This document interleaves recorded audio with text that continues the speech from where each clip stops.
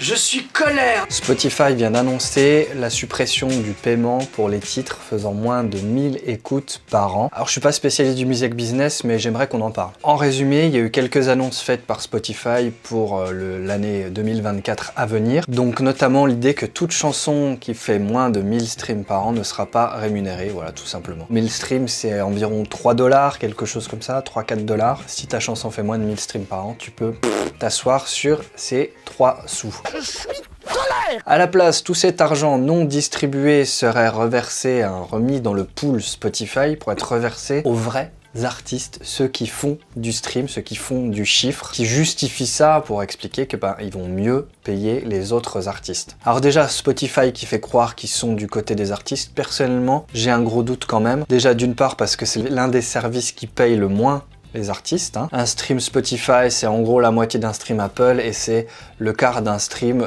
Tidal. Il y a un autre truc aussi qui me fait penser que Spotify quand même, faut pas non plus se foutre de la gueule du monde. En 2018, il y a eu une décision du Copyright Royalty Board. Donc en gros, c'est une instance américaine qui s'occupe de réguler les collectes et le paiement des royalties aux US, qui a imposé en gros une augmentation des royalties pour le streaming, pour les songwriters de 15%. En fait, petite précision, parce que je me suis mal fait comprendre, et puis tous les documents sont en anglais, donc des fois c'est un peu... Mais en gros, ils sont passés de 10% à 15%, voilà.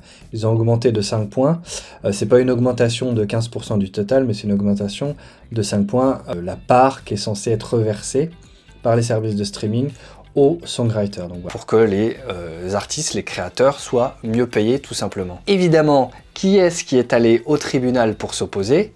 Eh ben Amazon, Google et Spotify. Et oui, donc quand ils ont un double discours genre oui on va mieux payer les musiciens, petit doute quand même Jean-Pierre, hein, petit doute. Hein. D'ailleurs n'hésite pas à partager cette vidéo avec d'autres musiciens qui sont peut-être pas au courant de la news et puis aussi d'autres gens dans ton entourage qui sont sur Spotify mais qui se rendent peut-être pas compte finalement de l'énorme douille que les petits artistes vont se prendre à partir de l'année prochaine. Et en plus, ça fait du bien à l'algorithme, le petit pouce, le petit like, le petit commentaire, le machin, tu connais l'abonnement.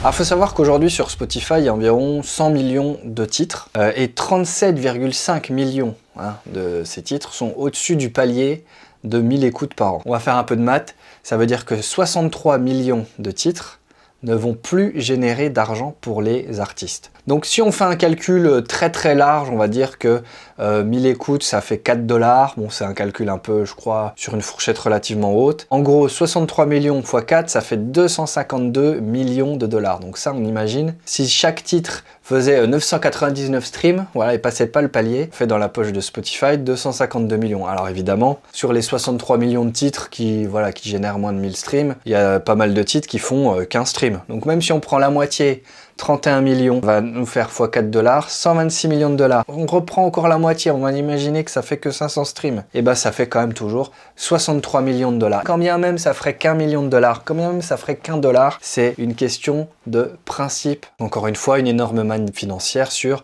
le dos des artistes, sur le dos des songwriters. Je suis violence parce que je suis trahison. Comment ils justifient ça, Spotify? Il y a 2-3 raisons, mais la principale, en gros, c'est que l'argent est bloqué chez les distributeurs. Quand toi, tu veux distribuer ta musique sur Spotify, tu payes déjà. En général, en plus, si tu fais peu de streams, tu récupères pas cet argent, ou c'est assez rare, ou tu le récupères sur de longues années. Tu vas payer un abonnement, TuneCore, au titre par titre, par exemple sur iMusician. Donc, ces plateformes-là, elles ont des paliers de paiement. En gros, elles récupèrent tes royalties des plateformes, et quand tu as atteint, je sais pas, 20 €, 50 €, 100 €, elles te font un virement. Spotify explique que l'argent reste sur ces plateformes et n'est pas redistribué aux artistes parce qu'ils n'atteignent pas les paliers.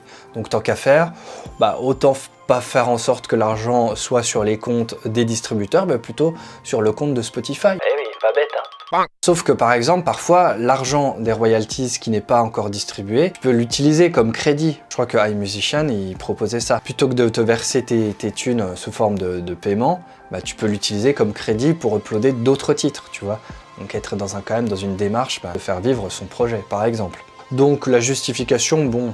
Ah évidemment, est-ce que ça change la vie des petits artistes fondamentalement? Non.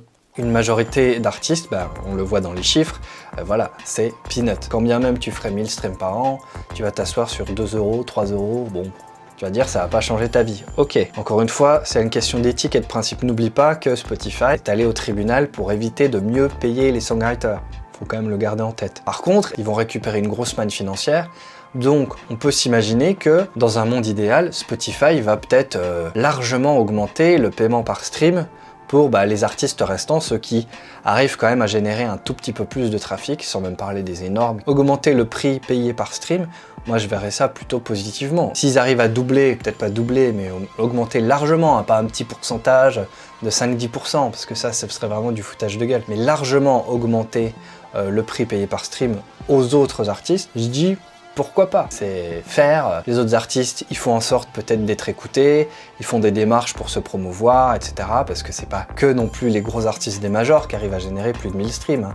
Quelqu'un qui se bouge beaucoup, qui est dans des styles musicaux, il y a pas mal de gens qui écoutent sur les plateformes, pourquoi pas, ça peut s'entendre. Mais si on voit pas dans l'année 2024 une grosse augmentation du prix payé aux artistes comme ça voudra dire que globalement Spotify a juste fait une petite opération d'entourloupe des sous-sous dans la popoche. Alors évidemment c'est cool de râler et tout Vince, mais qu'est-ce qu'on peut faire? Pas grand chose malheureusement. Tu peux évidemment quitter Spotify, mais ça changera pas grand chose tout simplement parce que les auditeurs maintenant ils sont habitués à ce mode de consommation, ils sont sur ces plateformes là. Peut-être qu'il faudrait informer déjà aussi les gens qui sont pas dans la musique, de leur expliquer que mine de rien, peut-être qu'ils vont payer un abonnement et qu'en t'écoutant, en fait, tu seras pas rémunéré tout simplement parce que tu fais pas assez d'écoute, parce que t'es un faux artiste, hein, selon les critères de Spotify. Parce que Spotify déjà a récemment augmenté ses tarifs et en plus a augmenté son nombre d'abonnés payants là sur l'année 2023 de 17%. Donc là en ce moment Spotify va plutôt bien d'ailleurs. Ils ont un quasi monopole sur le streaming, hein. C'est la plus grosse plateforme de streaming. C'est là où il y a le plus de monde, c'est là où il y a le plus d'artistes et c'est là où paradoxalement les artistes sont globalement le moins bien payés. Donc peut-être qu'il faut commencer par informer surtout ceux qui écoutent la musique sur ces plateformes. Leur expliquer que quand ils payent un abonnement à Spotify, l'argent ne va pas dans les écoutes des petits artistes, des artistes indépendants qui vont écouter, en tout cas les tout petits, mais va dans les poches des plus gros. Encore une fois, c'est le principe, moi, que je trouve dégueulasse, tout simplement. Quand tu as uploadé ta musique sur ces plateformes-là, tu t'attendais, même si c'était anecdotique, même si c'était symbolique, à recevoir un paiement en contrepartie du travail que tu as effectué, et puis des gens qui l'ont écouté, hein, de l'audience que tu as drainé sur tes titres, même si c'est pas grand-chose, quand même faire en sorte que tu sois écouté, ne serait-ce que 100, 500 fois. Représente-toi 500 personnes, tu vois, dans une pièce, ça fait déjà beaucoup de monde, malgré tout. Même si à l'échelle de la planète et de ses services globalisés, c'est pas grand-chose, n'empêche que c'est pas rien non plus, quoi. J'aimerais bien qu'on remette ça au centre, même si on s'est habitué maintenant à des gros chiffres et il faut faire des millions de streams pour machin, à l'émergence de ces plateformes. Il y a beaucoup d'artistes qui sont allés en reculant des cas de fer, je pense à Radiohead, à Taylor Swift, à Goldman, et pendant très longtemps, leurs titres n'étaient pas dispo sur ces plateformes, quoi. Malheureusement, ils ont fini par plier, entre guillemets. Peut-être qu'il faut revenir, sinon en arrière, en tout cas, à réinformer, en tout cas les gens, sur le fait que malgré tout, la musique a peu de valeur parce que les gens ne la payent pas ou très peu, et surtout quand ils la payent, elle va pas directement dans les poches des gens, tu vois. Donc c'est aussi aux artistes de faire cette démarche-là et puis de proposer des alternatives. Plutôt que de sans arrêt partager les stats Spotify. Tu sais, en fin d'année, tout le monde partage ses stats Spotify, là. C'est le truc hype. Écoute, regardez comment j'ai été écouté sur Spotify. Regardez tout ce que j'ai écouté sur Spotify. Peut-être switcher de service, ne serait-ce que ça, quoi. T'es pas obligé d'aller chez Apple si t'aimes pas Apple, mais il y a plein d'autres services qui proposent ça. Mais va même chez Amazon, si tu veux, quitte à aller sur un autre behemoth de l'exploitation. Il n'y a pas de souci, tu vois, mais peut-être qu'il faut switcher, peut-être qu'il faut commencer à réfléchir sur la migration aussi des auditeurs, quoi. Peut-être que ça peut passer par là, informer les gens et puis montrer qu'il y a d'autres endroits pour écouter notre musique, il y a d'autres manières de la découvrir, de la consommer. Peut-être à nous aussi, en tant que musiciens, en tant qu'artistes, de réinventer les modes de distribution, mettre un coup de pied dans la fourmilière. J'en sais rien, de faire en sorte que les petits, tant pis s'ils sont invisibles sur ces plateformes, tant pis s'ils sont pas payés sur ces plateformes, peut-être que c'est à eux de dégager, de montrer une autre voie, j'en sais rien, j'ai pas la solution dans cette vidéo, tu t'en doutes bien, moi je suis là juste pour t'informer de cette splendide nouvelle. Donc Spotify à partir de l'année prochaine, moi je vais les attendre au tournant pour voir si le prix payé par stream va augmenter ou non. S'il augmente de quelques fractions, ça voudra vraiment dire que les artistes se sont tout simplement fait voler, littéralement. Voilà. Si ça augmente réellement et la rémunération des artistes, je dis why not, wait and see comme on dit ici à Londres.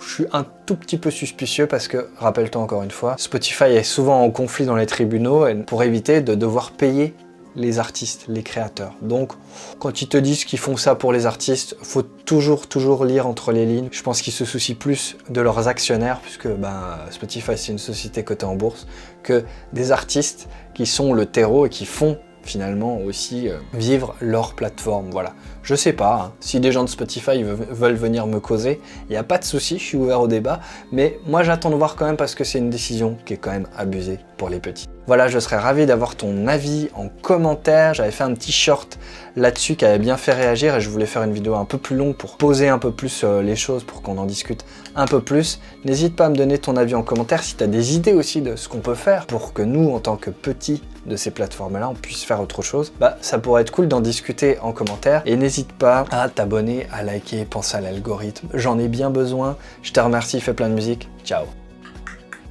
Hey, regarde cette autre vidéo et abonne-toi.